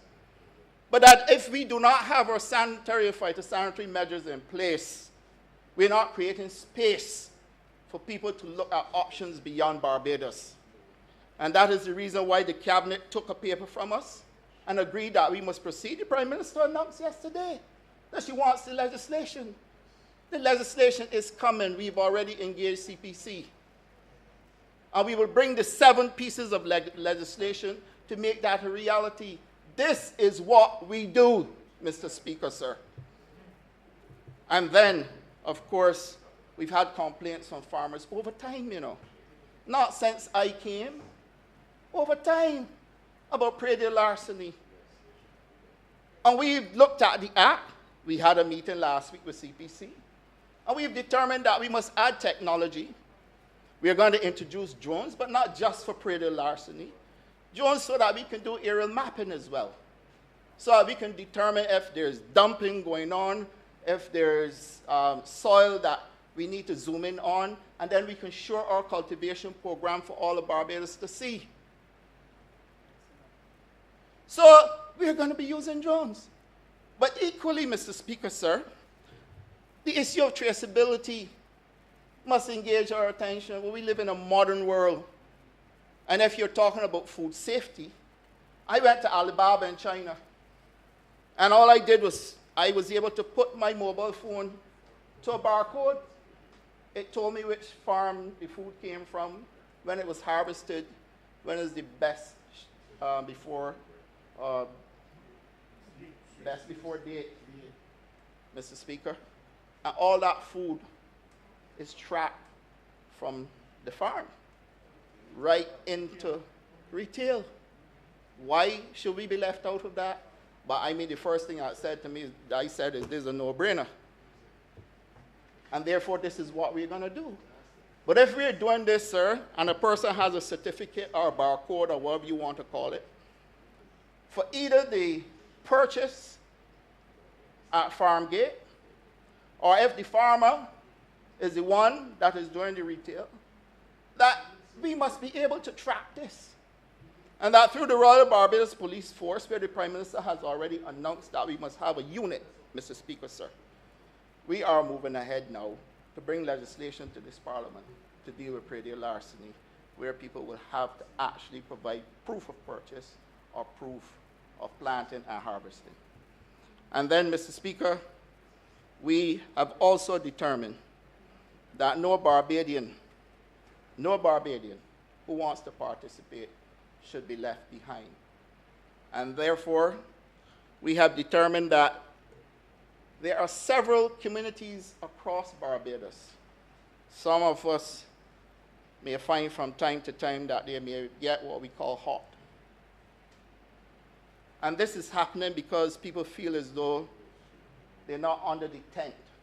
They're being left out, and for many years have been left out, marginalized, and feel that there's a level of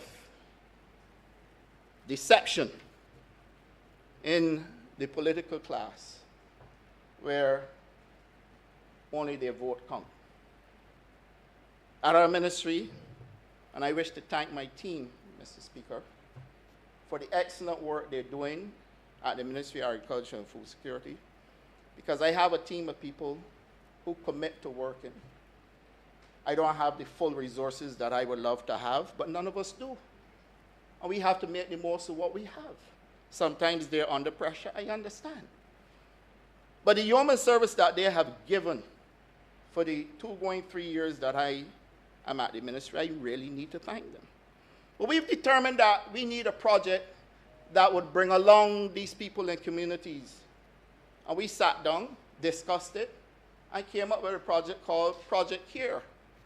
Now, we've just had care packages all over Barbados, and what were we doing? We were giving out primary agriculture produce. But you always reach a point in time where the government won't be able to continue to pay for that. But under Project Care, we are helping you now to grow that food in your backyard or in your community.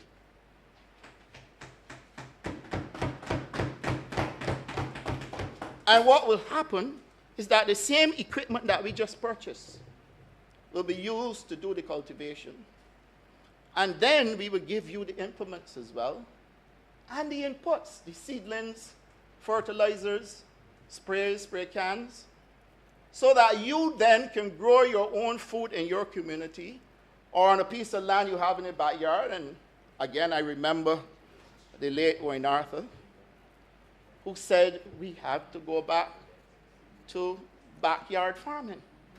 Now, these are the people we are targeting aren't people who would ordinarily go to the supermarket or to a vendor to buy fresh vegetables.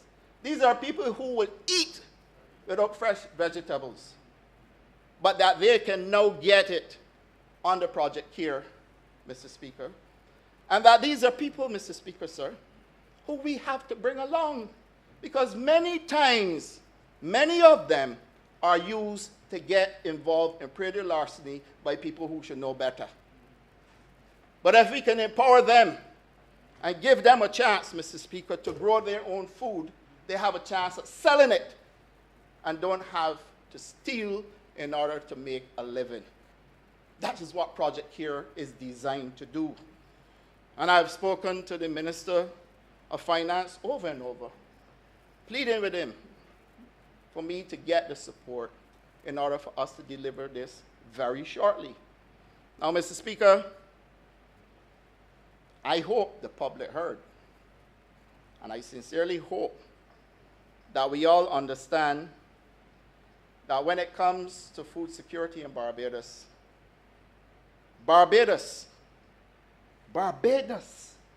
listen to me carefully, has been selected as the only place in the region to participate in a food security presentation that has been arranged by the OAS. They contacted me yesterday. Their reason? The Zero Hunger Objective 2030 is likely not to be reached. That is the UN SDG 2, I believe it is. But they have recognized that there are certain jurisdictions that have done well in their approach to food security, and they want them to come to a seminar to present, to show what we are doing in order to reach food security. The last tax I had within the Western Hemisphere, you had just over 800 million persons who either suffer from malnutrition or food insecurity. Malnutrition is not when you don't get food only. but it's also when you're forced to eat the wrong type of food and become obese and suffer with NCDs. And Mr. Speaker, we must salute the work in the Ministry of Agriculture when we could be selected to participate at this session to show the rest what we are doing to achieve food security. Mr. Speaker, I noticed that others have to present, but I want to say that the same way we achieved our objectives last year, I'm proud to announce that this year we are on target with our objectives, certainly as it relates to food security, as it relates to engaging the farmers. We've met with all of them. We continue to meet with them. Poultry farmers, pork farmers, dairy farmers, sheep farmers, crop farms, all. We don't leave out any. And I don't expect us to have a perfect score because there are people who are doing great things in a very quiet way and moving along. I want to meet those. I've already made arrangements to meet a 7-year-old whose work came up on Loop News. I can't ignore the fact that you have a 7-year-old that is committed and so committed to agriculture and love it so much. So I'm urging the Honourable Member for St. John to be ready because this weekend ain't going by without me going to see him and his family. This is what we do, Mr. Speaker, sir. So that if I were to look at our projections for the year 2021 in terms of food production, we have targeted 17 million kilos of food in primary agriculture across majority of crops that we come to know in Barbados. I'm talking about sweet potatoes, bananas, yams, cassava, cucumber, Member has 2 watermelon, more minutes. okras. Thank you, Mr. Speaker. Squash, spinach. We are creating a new deal in agriculture, Mr. Speaker, for the people of Barbados to not only be food secure, but to have food sovereignty and to have safe food. This is important. We are creating a situation in Barbados where our tracking and tracing system will protect livestock farmers. And we have work to do because we've been impacted by climate change. Well, Mr. Speaker, I would like to urge all Barbadians to let's keep the conversation on track.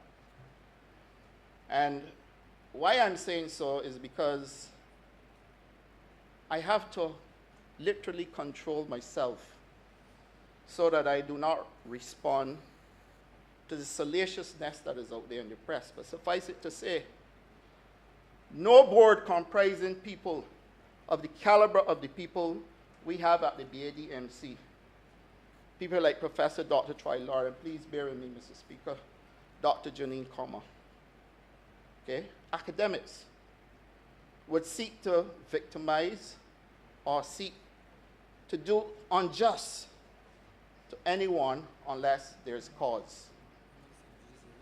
An injustice to anyone unless there's cause, Mr. Speaker, is not something we would entertain. And I want to place before this honorable chamber that a decision taken to terminate a contract was a hard one. But you do not keep a contract in place when against all other anomalies, a person is writing loans to themselves to the tune of $39,000.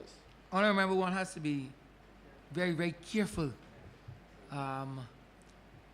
using this forum where matters are sub judice. It is not procedure to engage in conversation like that where it is pending before a court of justice, Honourable Member. And I'm cognizant that I agree, Mr. Speaker, I do agree, but I'm cognizant that it's not there yet. All right, but I do agree. And so therefore, Mr. Speaker, I just want to set the records clear. We do not go around victimizing people. And the reason why I have not responded to this in public is for the exact thing you just mentioned, because there's another matter that is sub judice. all right? But we have to let these things be what they are and understand that we are reasonable and responsible people and that we don't take decisions to hurt people after all I've explained about what we are doing to bring along people. And so, Mr. Speaker, with those few words, I'm obliged to you.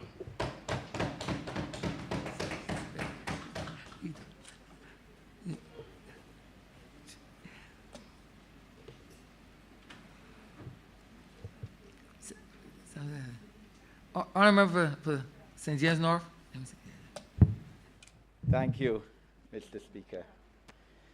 I rise to give support to this appropriation bill within the context of a $2 billion reduction in our economic activity over the last year, due almost totally to the advent globally of the COVID-19 pandemic. Those circumstances, Mr. Speaker, of which we had nothing to do with and no control over, has resulted in this government having to borrow $1 billion to keep our people simply alive and safe and physically good in terms of their health and still economically sound. We have unfortunately lost, now 40 of our people to this pandemic. Hundreds more, sir, have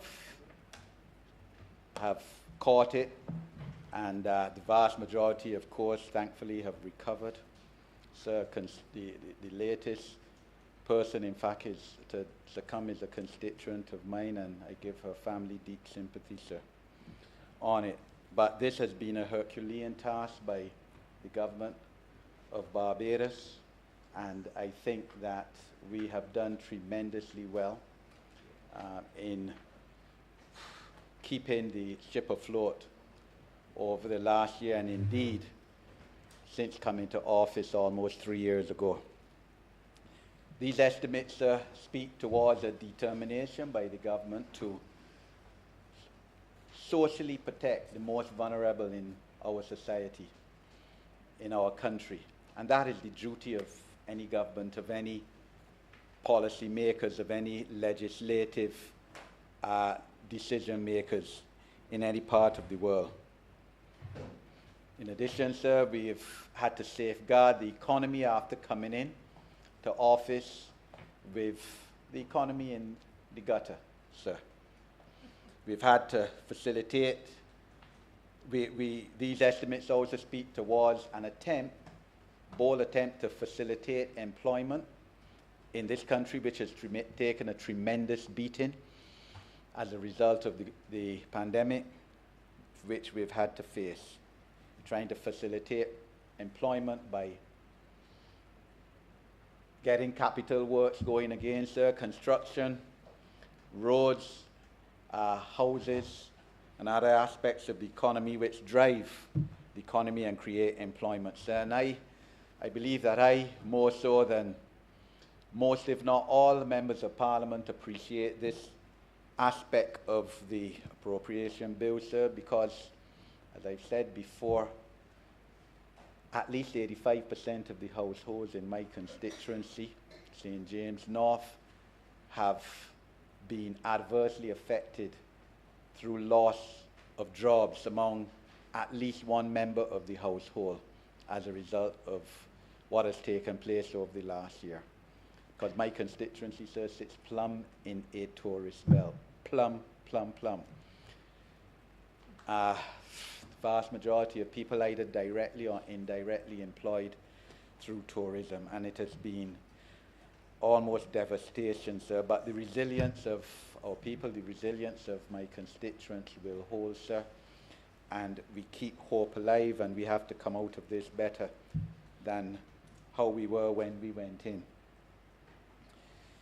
We have to become, as the Honourable Prime Minister said yesterday, less dependent on tourism, so we can continue to depend so greatly on one aspect of our economy. We used to do it before when it was sugar, sir. We had a transformation there, a Barbados Labour Party administration led by the Right Honourable Tom Adams, helping to transform Barbados' economy away from that, sir, and creating international business and financial services, sir. And this government has to do that again, because it cannot be that we're so dependent on tourism. I therefore, sir, as a Member of Parliament for St. James North, look forward to the projects, sir, such as the rehabilitation of Highway 1 after the phase which it's undergoing now is completed, and whereby it comes into my constituency, sir, from Folkestone down to just before Speightstown within the next financial year. On road repairs in the constituency, sir, serious need of road repairs, about 18 roads which I have continuously written various ministers of transport and works, public works, over the last, since I became a Member of Parliament, or just over 8 years ago. I look forward to house repairs and to the noble policy, sir, which the Honourable Prime Minister conceptualised, of removal of pit toilets from those houses in St. James North which still have pit toilets, and the replacement by waterborne toilet facilities. But as I said earlier, when the Ministry of Water Resources was in the well, so this has to be tied in, of course, with a rationalisation of the Zone 1 policy, which seriously affects many parts of my constituency and hinders its development. Surely the time has now come, as it had come before, for us to rationalise this policy and stop the prohibition of people with all the engineering skills we have and the inability to build waterborne toilet facilities without, of course, compromising the integrity of our water resources. I look forward, sir, as is provided for in the estimates, for rehabilitation of the Millie Eiffel Western Fish Market, sir, and we seek to develop the Western community and the constituency, as well as to the computerization of the Zion Hill Community Centre, sir. But COVID presents an opportunity for the reformation and transformation of our economy and our society. And, you know, it's cliche to say that, look, you should never waste an opportunity, and you have to find good, sir, out of disaster, and optimism, sir, and improvement of our society for the benefit of our people. And I just want to look at two aspects, three in fact, whereby we as a government have to be at the forefront of transforming and reforming the society, sir. One, in terms of our welfare system, two, in terms of our educational system, and three, in terms of our duty and obligation towards persons with disabilities, sir. The Honourable Member for St. Thomas, who heads the Ministry of People Empowerment, surely sees the need why our welfare system needs to be rationalised, and she's certainly perhaps one of the best, if not the best person among the members of Parliament to lead that cause. You know, she's carrying a model for new members of Parliament in what representation is. I thank her for the role she played, especially in looking after the fire victims, helping look after the fire victims from the first fire I had, and I've had 3, sir, in my constituency this year, early o'clock, New Year's Day, in terms of obtaining accommodation for that family. but our welfare system, and again, the time is now, needs to be reformed. I know that there is a committee of cabinet looking into that. I believe it is headed by the Honourable Member for St. Michael's South Central. But we can't continue with a situation, sir, where there is so large intergenerational welfareism, sir, where someone's grandmother may be in welfare, the parents, and now them, sir. And this will require, of course, a whole of government, a whole of society approach to the issue, sir, but it has to be tackled. We have to move away from our people's dependence on welfare. I believe, sir, that the department should carry a new name to start with a new reformation, maybe Human Development Department or Social Development Department would help, sir. But the reality is, sir, that our educational system and many ministries have to be involved in this approach as well. Our Ministry of Education is again led by an extremely able Member of Parliament, sir, the Honourable Member for St. Michael's South East, who brings to her ministerial task the passion and commitment to effect change. But the time is now, sir, to effect this change. We need, of course, curriculum reform. We haven't had that for 20 years now.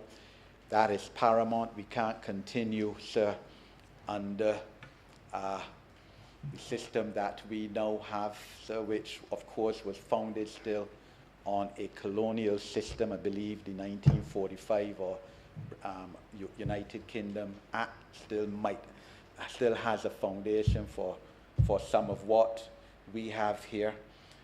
And the reality, sir, is that every child is not an academic. Every individual certainly will not be an academic, sir. But every individual has worth. Every child has worth. Every child has some skills. And we have to reach a situation whereby less of our children leave school without some form of certification and without some form of skills.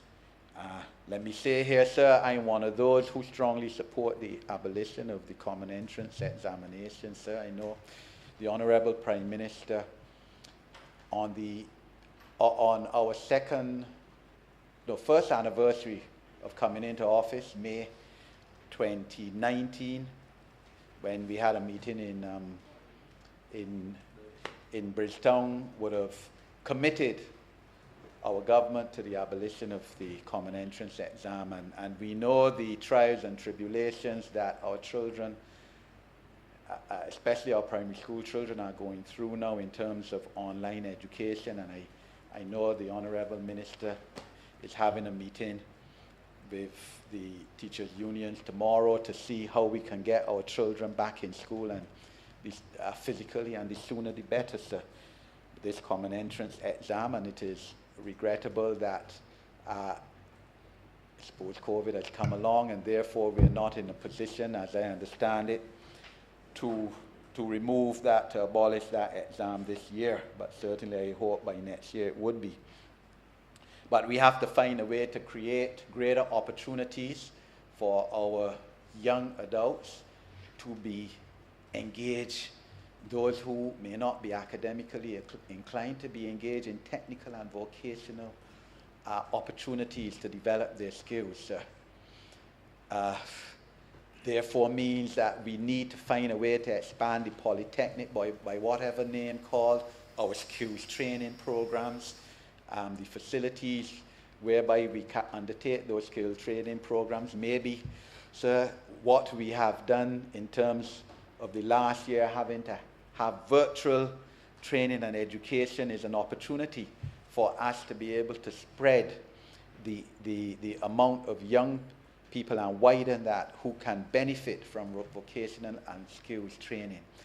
The reality of the situation is that, look, so we need people, with these skills. I can do plumbing or masonry. Whenever something wrong with my plumbing, I go call my plumber. So he makes more money than many lawyers, many people in my profession in this country. I need a carpenter. So now my carpenter told me he unavailable for the next 2 months.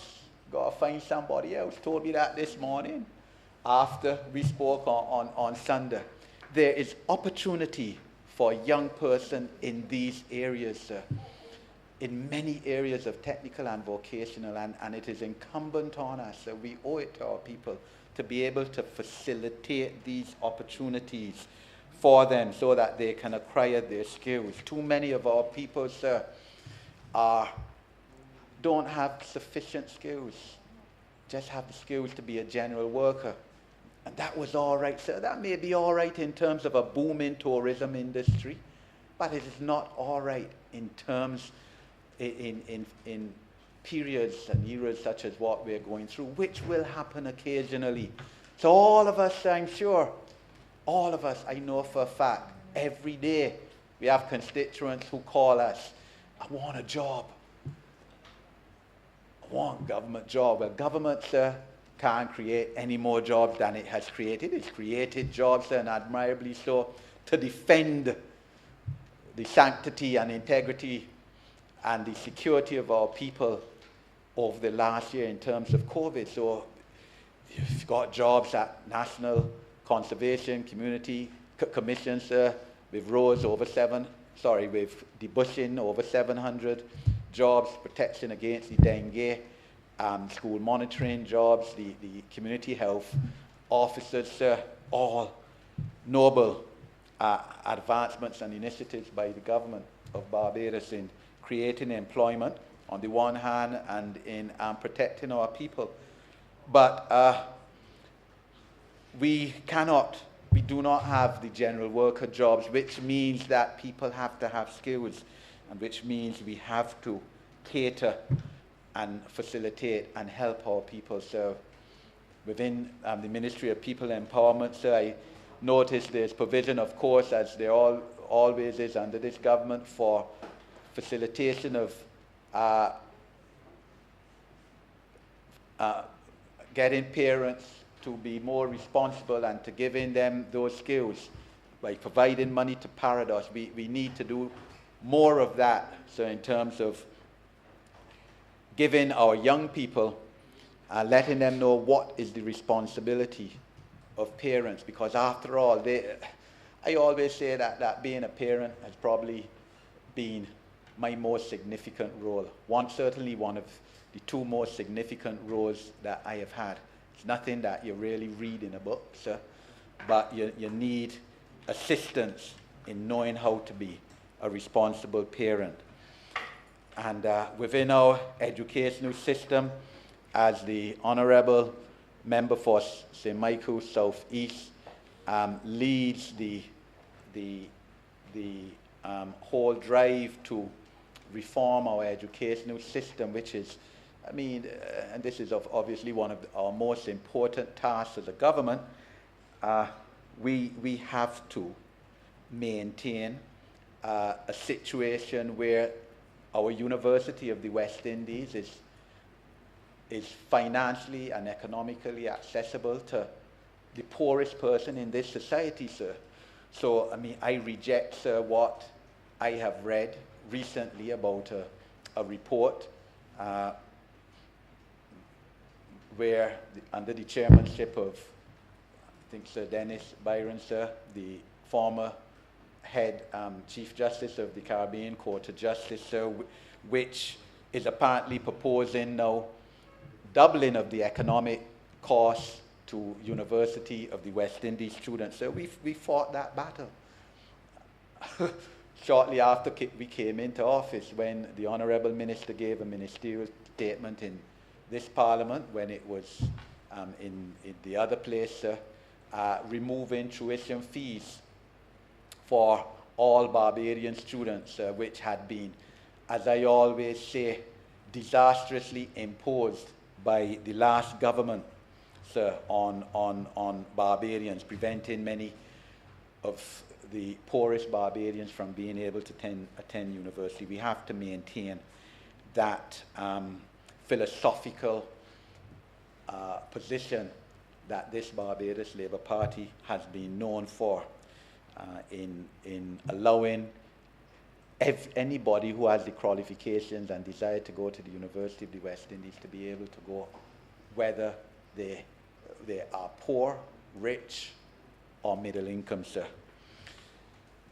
I also support and I wish to say, sir, the provision for minimum wage. That concept, nobly led by the Honourable Member for St. Peter. I know the Honourable Member for St. Michael, South Central, spoke extensively on that this morning, sir, so I won't go over that. I believe that it is a reasonable position to place that minimum wage for now at $8.50 per hour, sir. That represents a 34% increase from what it is right now at $6.25 for shop assistants, which has been taken by many employers to be the minimum wage for low-income workers across our society, in a lot of areas, across our workforce, in a lot of areas, sir. And I fully support the government's position on that and look forward to that coming into force next month. Within the context of development of our people, our community centres need to be fully utilised, and I know the Honourable Member for St. George South is committed to that, sir. These community centres need to be utilised in the evenings. We can't just have buildings there, physical buildings that we've paid a lot of money to construct, being closed to the communities. And in that regard, I'm happy to see in the estimates provision being made for the establishment of coding and robotics at Western Community Centre during the upcoming financial year. Finally, sir, I wish to speak, as I said, on persons with disabilities, sir. I think the whole of Barbados knows that that is one of my passions, improvement of life, sir. Persons with disabilities. I have spent, last 20 plus years in that cause, and look, the time is now. We've enacted in July last year the Employment Prevention of Discrimination Act, which was proclaimed in September last year, and persons with disabilities are part of that act in terms of preventing discrimination of employment against persons with disabilities. But you know, you could pass laws, sir, as we do, and it's our duty and mandate to pass laws in this country, but we have to be cognizant that in a lot of cases, the reality is that the implementation is not carried out as we would wish it. And so the plight of persons with disabilities is still of tremendous concern. They represent the most vulnerable in society. We have not had a census since 2010, and again, we were to have one last year, as we do every 10 years. We couldn't have that because of COVID, so we don't know the exact or approximate numbers of persons with disabilities in Barbados. It's generally thought to be about between 5 to 7% of our population. It is rising, sir, because as people live longer, of course, they are more prone to get disabilities. That is natural, and even Alzheimer's disease, which is a growing problem, of course, to add to the physical and disabilities that our people have. And of course, we all know that because of our history, sir, coming out of slavery, and the trauma that our ancestors underwent because of slavery, sir. We, black people in the Caribbean, are the most prone to diabetes and hypertension, and the consequences of diabetes, amputation of legs, visual impairment, sir, than any other people in the world. We need a disabilities legislation. So I can't be hypocritical. In 2015, I would have, as an opposition MP, in fact, laid private member's bill, resolution rather, calling for it. That was 6 years ago, middle of March, sir, in this same month, the month for persons with disabilities. We need that separate disabilities legislation, so which gives people with disabilities a heads up as they are entitled to, sir. Affirmative action is needed. We have many people with disabilities, sir, with tremendous brain, better brain than a lot of people who make six-figure salaries in this country, but they need the opportunity, and the opportunity through creation of employment, sir, and being given the opportunity, not only in the private sector, but in government too, and we're lagging in this regard, sir. Behind some of our sister territories, Jamaica, for example, where 3% of government jobs are reserved for persons with disabilities. So, the throne speech last September by Her Excellency would have announced or stated the government's intention to establish a disabilities commission, sir. We, of course, have a monitoring commission and monitoring committee already as to monitoring how Barbados speaks and treats towards the United Nations Convention on the Rights of Persons with Disabilities, which we signed at international level at the United Nations on February 27th, 2013. After signing it, we ratified it on February 27th and 2013 after signing it in May 2008. But the establishment of that commission, and I know that the Ministry of People's Empowerment, of course, being the executing ministry, dealing with the fallout in terms of loss of jobs of our people, sir, has been occupied to a large extent with trying to maintain social protection for our people. But this commission, sir, if established, doesn't need to be any talk. Sure, sir, we've had enough talk when it comes to people with disabilities over the years. There's enough written material, documentation on what we ought to be doing, sir. It needs to be mandated to move ahead to see about the drafting of disabilities legislation. This government, sir, has placed in a policy that persons with disabilities, together with persons within communities, would be eligible for, I think it is 5% of government procurement and government contracts. But again, we have to place people with disabilities in a position where they can take advantage of this policy, which was set by this government by law. I think in December 2018, the legislation was brought to this Parliament, and I am concerned that we have not done enough to place in the mechanisms whereby persons with disabilities can take advantage of this.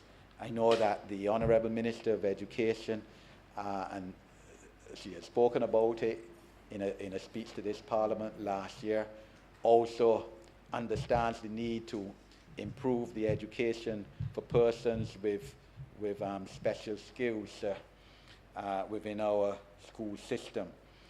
So, sir, these are my major concerns.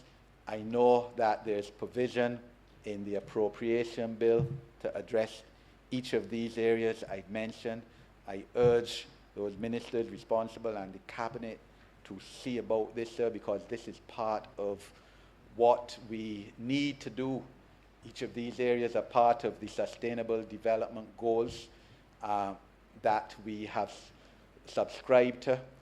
I think to move our country, the world, to by 2030 to the realization of these goals. As I said, when we sign, as the Honourable Attorney General said as recently as last Friday, when we sign on to an international treaty, we in fact give rights, create rights to those persons who are beneficiaries of the treaty, sir. And even though national legislation may not be passed, certainly by signing the Convention on Rights of Persons with Disabilities, we have treated the persons with disabilities to give them the rights that we have signed on to under that convention, sir. Sir, I have no doubt that under the able leadership of the Honourable Prime Minister, our Cabinet, the government as a whole, we will overcome what we have gone through over the last year, and we will rise, sir, and be better for it. We need to, and again, COVID has provided the opportunity for us to fast track trying to ease doing business in this country, because they've obviously been less face-to-face engagement with people, trying to keep people away from the licensing authority as much as can happen, immigration department, liquor license, which I believe would be coming on stream soon. We have to continue with this, because as we ease doing business, we will become more competitive in this country, sir. And sir, there's a deficit, sir, which has to be realized. We've unfortunately, as I said, been forced to borrow $1 billion because of COVID. I believe the Ministry of Health and the led by an able Minister of Health, sir, the Honourable Member for the city, has done the best we can do under the circumstances to maintain the health and physical security of our people, sir. And I am optimistic that as we come out of this pandemic, sir, we will come out the better for it. But this will not just automatically take place by happen chance. It means every one of us working as hard as we can, giving our 200%, and also the people of Barbados being part of our effort and our drive to lift our country up and to make it the best it can be, and to give our people the best opportunity we can to bring everybody up, sir. I'm obliged to you. I remember first. She breaking up. Honourable Leader, Government Business. Thank you, Mr. Speaker. I beg to move the suspension of the sitting until 1:45 p.m. Until 1:45 p.m. Second. The question is that this honourable chamber be suspended until 1:45 p.m. All those honourable members in favour, please say aye. Those against, please say no. We think the ayes have it. This honourable chamber stands suspended until 1:45 p.m.